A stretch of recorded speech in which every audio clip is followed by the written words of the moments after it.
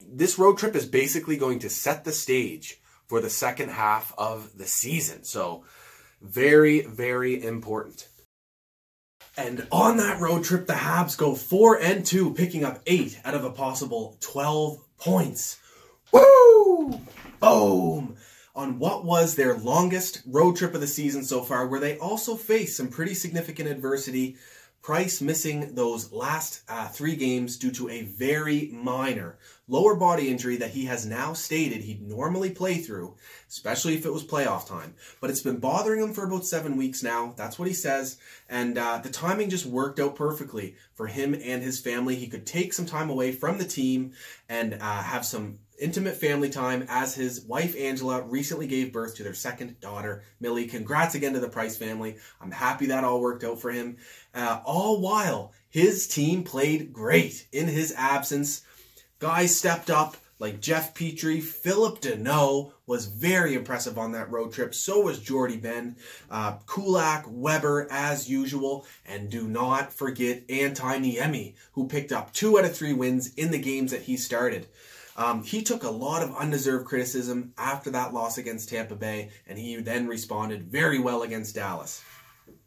There's a lot to talk about here in this video, but the stage is set for the Habs to have a good second half of the season thanks to that road trip. But first things first, the Montreal Canadiens have the Vancouver Canucks tonight for Game 41 to finish off the first half. These two teams always play great against each other, but the big news is it's likely that Price will start against the Canucks, so that is great. So lots to talk about. Like I said, the loss against Tampa Bay, we'll go through that right quick. The win against Dallas in overtime, we'll talk about that.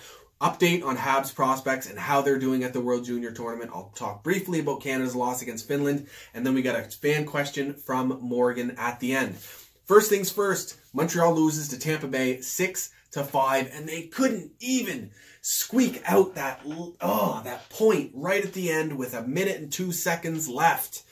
Adam Erne, of all people, gets the winner for Tampa Bay. This guy, Adam Erne, in juniors was a thorn in the side of Drew N and Nathan McKinnon for the Mooseheads. Played a ton of good playoff matchups against those two guys for the Quebec Ramparts. And, stung a little bit Scotian Habs fans to see Erne do so well. But good on him, gotta say. And Tampa Bay, they develop their young players so well. They got so many good young players constantly that are just turning out to be fantastic impact NHL players. Man, so to start this game, Shaw gets it. Heads up play from Kotkaniemi here, though. Heads up, finds Tatar, who puts it on the net, and then Shaw just buries it, grinding down low, gets it through the legs of Andrei Vasilevskiy. Then shortly after that, another heads up play, this time from Philip Deneau, who carries the puck down low into the corner, and he draws the defenders to him, which opens up space on the point for Jordie Benn. And Deneau finds Ben, and Ben, then with a heads-up play, finds Agostino standing in front of the net, who gets basically a tap-in pass from Jordie Benn. Tampa Bay then ties it up shortly after that. 2 quick goals. Yanni Gourde gets it. One of the young players that I recently mentioned. Assisted from Adam Erne, who shot it, and Gourde gets the tip. Then a pretty bad giveaway from Thomas Tatar.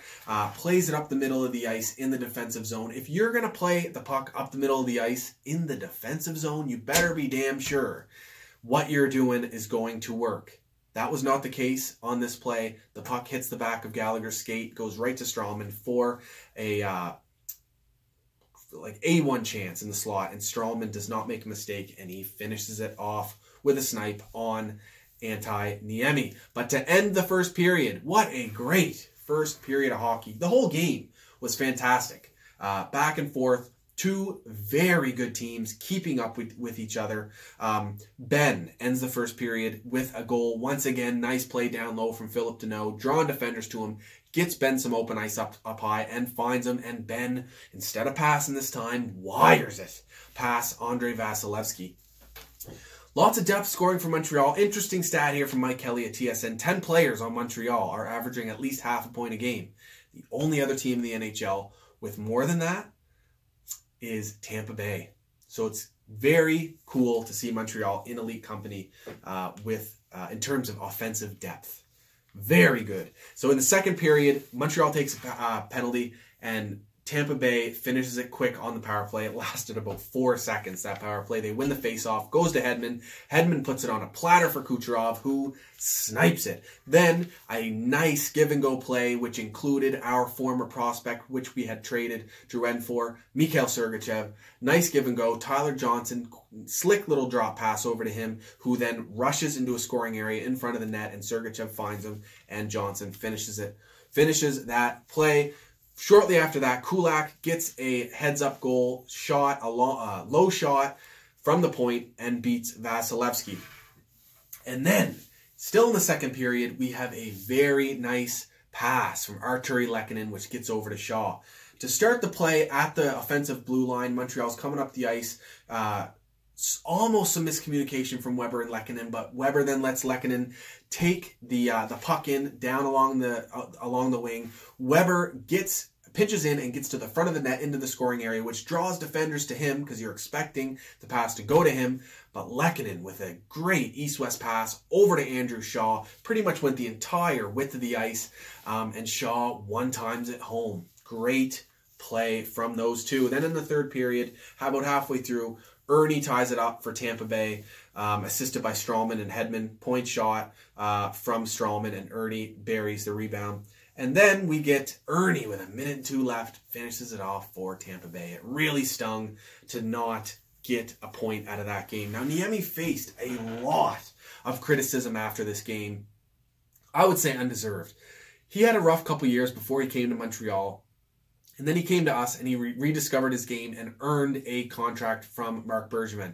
He's had a bit of an up and down season, but Tampa Bay is one of the best, or is the best, offensive team in the league. They got a bunch of guys, superstars in the prime of their career, like Kucherov, Stamkos, Stralman, Hedman, just fantastic players. And then they got all these young guys stepping up. Point, Gord, Ernie, and then their depth guys, Killorn. It's Johnson. It's endless with this team. And so to be hard on Niemi after that, like, it just does not make sense. And he took it, though, and he responded very well against Dallas. Now, before we move on to the Dallas game, just have to point out, Deneau, 3 assists against Tampa. Tatar, 2 assists against Tampa. Shaw, 2 goals against Tampa. And Ben, a goal and an assist against Tampa. Great game from them all around. It was a win just to see Montreal play so well against the best team in the league. Likely the Stanley Cup favorite, and the Habs kept up with them no problem. Move on to the Dallas game, and the Montreal Canadiens defeat them 3-2, which puts their record to 21-14-5 on the season.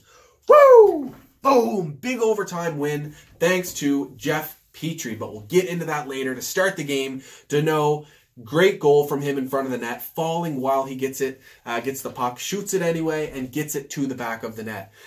In the second period, actually that first period was nuts. Niemi made some, it has to be mentioned, Niemi made some timely saves in that first period.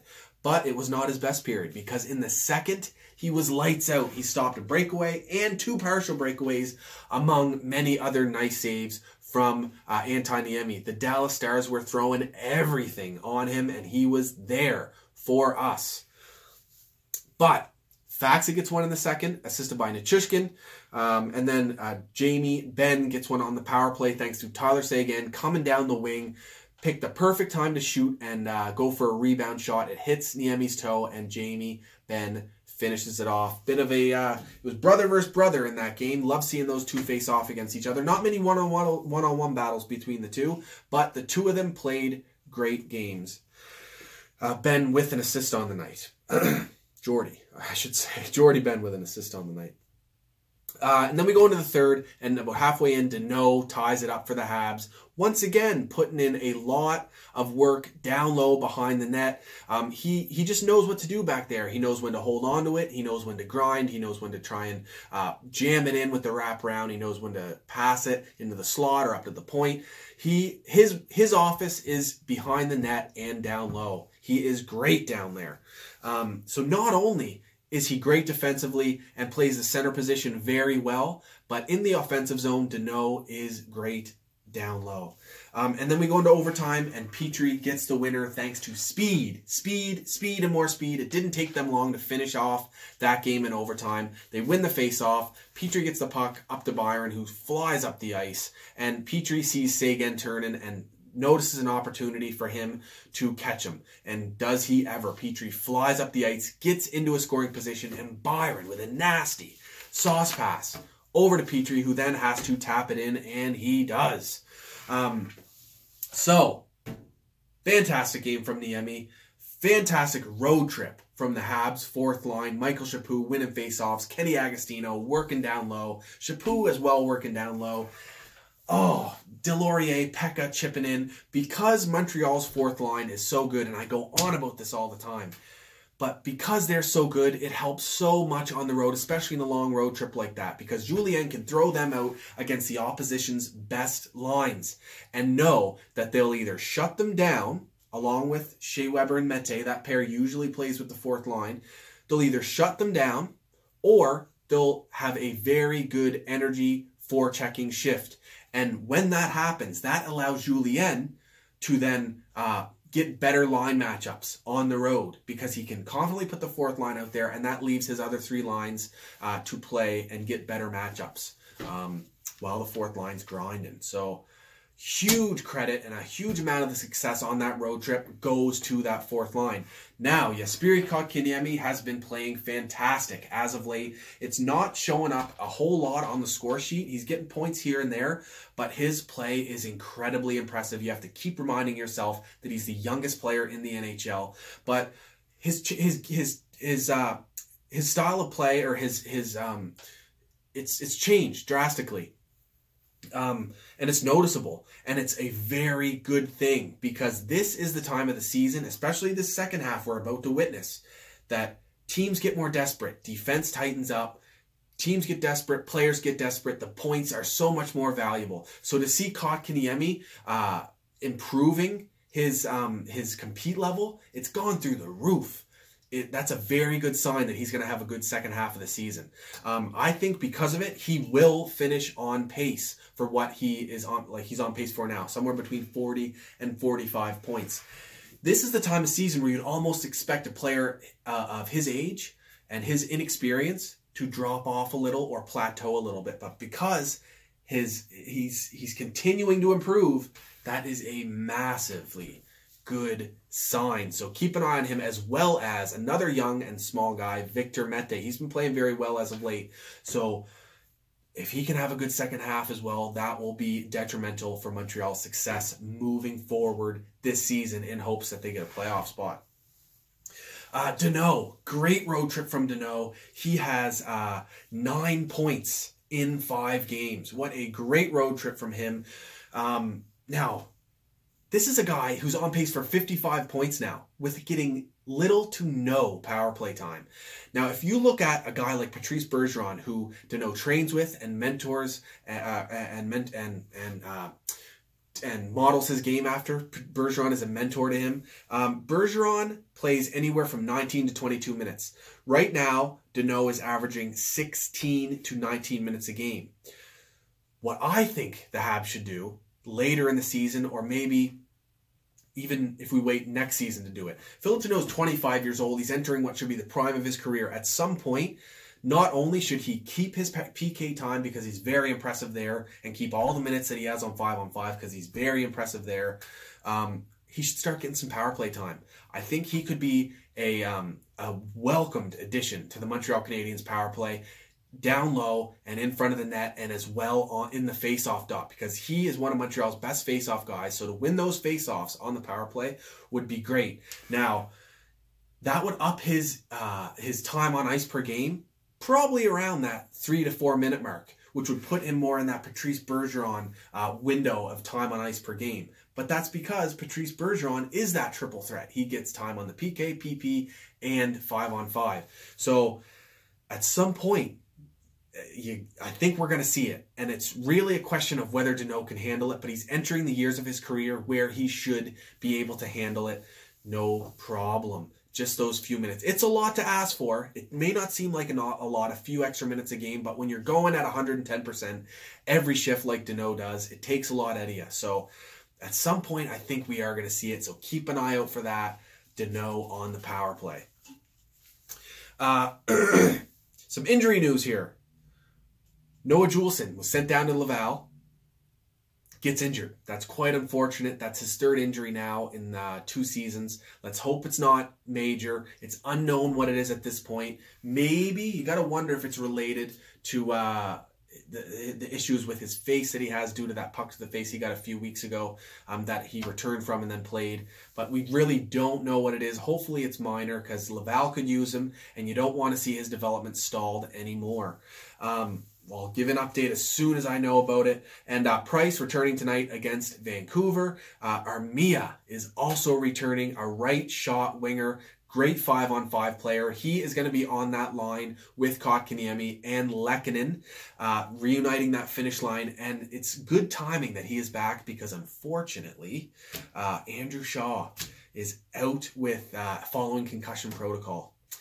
Not good to hear that. A guy with concussion history, you really don't want to see him go down with another one, but he got a neck injury against Dallas, and it has caused him with some headaches. They don't know for sure if it's a concussion, but they're keeping it safe and following that concussion protocol where he has that history. He's on pace for one of his best seasons ever, so hopefully it's minor and he can get back in action soon. But thankfully, we have Armia coming in to take his spot on the right wing. We lose a right shot and we gain one in Yoel Armia. So that is great. Quick note here before I move on to the World Juniors. Weber, 4 points in 5 games. Kulak, 3 points in 4 games. Ben, 4 points in 4 games. Jeff Petrie, 4 points in 6 games. Jeff Petrie has 8 goals, 21 assists to go along with 112 hits. If you look at the stats, NHL.com or Yahoo Hockey, wherever you look at your stats, there are no defensemen that have as many points as Petrie that also have that physical presence, except for a guy like Dustin Byfuglien. Now that's impressive for Jeff Petrie. What a great season he is having. Now, Team Canada loses to the Finns last night. That was a rough one. Ukko-Pekka Luukkonen played great for Finland. Michael DiPietro with such an outstanding performance for Team Canada. Positionally sound, calm, dialed in, making nice saves, making desperation saves. Man, and to see the way that game ended was rough. Holding on to a 1-0 lead that entire game, 40-some seconds left, and Finland just throws it on net from behind the red line. And it goes off a skate and just gets past DiPietro. That was a rough one in and of itself. But to then go into overtime and get a disgusting chance offensively, Canada, and the Canadian player lined up that one-timer perfectly, and his stick broke. He had an empty net. That would have been it for Canada moving on to the semis, but the friggin' stick broke. And Finland goes down and scores it, but good on the Finns. They played great. They are a very good team. To me, it's either them or the States that are going to take home the gold medal, but there's a lot of tournament left to go. Also, the Swiss beat out the Swedes. So, with Canada being out and Sweden being out, that's Nick Suzuki, who's now done in the tournament, Habs prospect. He finishes with 3 assists in 5 games. Fairly good tournament for him. This is a guy who probably needs to shoot a little bit more, but he's a great heads-up playmaker, and his main strength is his playmaking, so I'm not surprised to see that be his go-to. He's a great skater. He's not crazy fast, no lights-out speed, but he's good on his edges, he's elusive, and he uses it to open passing lanes, and he does that very well, and that's why he ended up with 3 assists in 5 games. He looked very good for Team Canada in that top 6. Unfortunately, his tournament's over. That's rough. So is Josh Brooks, played in Canada's top 4 with 2 assists in 5 games. He was in more of a shutdown role for Canada. he is a great offensive player. Would have been nice to see him show off some of that offensive skill, but didn't quite happen for them. And also, Sweden's out, so that means Jacob Olofsson is done as well. 0 points in 5 games, but he, second round pick for Montreal, is more of a depth, his ceiling is more of a depth forward, third or fourth line center in a defensive role. Comparable to him would be a Jacob De La Rose. So not surprising to see him not get up on the scoreboard in this tournament as such a young player, only 18 years old. So, but that means the guys left are Romanov, who has been one of the tournament's, if not the best, defenseman in the entire World Junior Tournament so far. He was huge in shutting down Team Canada in Russia's win, played great against Team Canada, shutting down their high-power offense, and he also has 7 points in 5 games. This is a guy who's very young, fairly small, and playing in the KHL, probably the best professional league outside of the NHL as an 18-year-old. He's playing very well in that league. No points in the KHL, but he's so young. That's not surprising. But this is his coming out party, the World Juniors. He has been very, very impressive to watch out there. He's small, but he can throw the body. He's positionally sound. Very good two-way defenseman with some offensive flair. And Ryan Poehling, still in it for the States, who are playing very well. The States are playing great. Ryan Poehling was very good in Jack Hughes' absence. Poehling leads the tournament in points, 8 points in 5 games. Likely right now, who would be the MVP in the tournament if it's not Romanov. So good tournament from Ryan Poehling so far. Keep an eye on him for the rest of it, as well as Caden Primo, who stole the starting job for the United States and has been doing very well with it, running away with it. He has a .933 save percentage and .133 goals against. Looks very good in net for Team USA. His coach in the NCAA has called him the best goaltender in North America outside of the NHL. That's some high praise for a 7th round steal for Montreal Canadiens. Mark Bergevin and Trevor Timmins. Very good drafting these last couple years, and it is showing in this World Junior Tournament.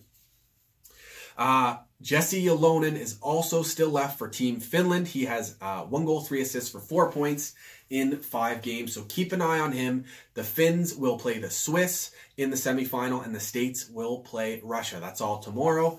Now, fan question from Morgan. They asked, who do I think will play the most games for Montreal Canadiens who are currently playing in the World Junior? So which World Junior prospect for the Habs will play the most for the Canadiens next season? I'm going to go, I think the top 3 options are Romanov, Poehling, and Suzuki.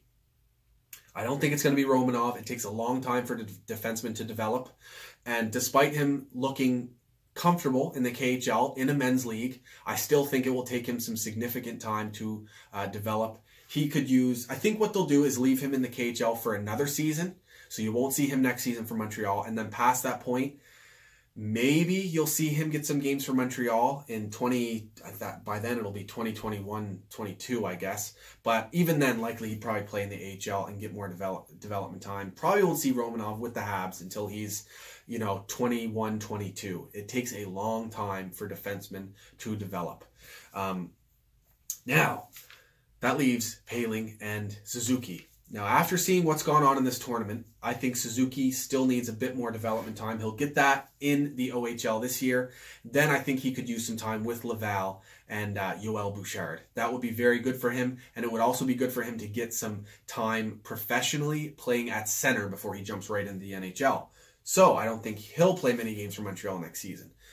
I think Poehling, and even he could use some development in the AHL, but once he's done at the NCAA level, his 4th year of university, I believe he'll be 22 at that point, or at least by the time next season starts, he'll be 22, and no, 21. Anyway, regardless, he's ready. He's ready for the NHL.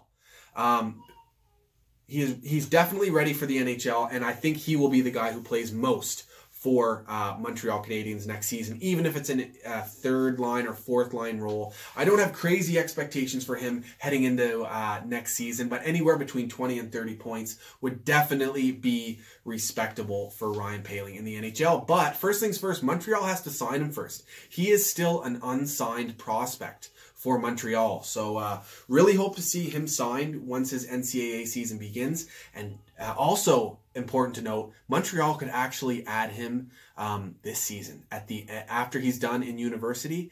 It's not out of the question that he joins Montreal for the end of the season and playoffs. That would be interesting, wouldn't it? Whew. Yeah, so that's about it, guys. Feel free to ask me some questions in the comments. I'll answer them next video. Let me know what you thought about the last 2 games in the comments, what you've been thinking about the World Junior tournaments in the comments. Love chatting to you guys. Shout out to our Habs as usual, and all the awesome Habs bloggers and fans on Twitter. You can follow me on Facebook, Twitter, Instagram @ScotianCanadien. I'll talk to you guys after the next one. Go Habs, go baby! Woo!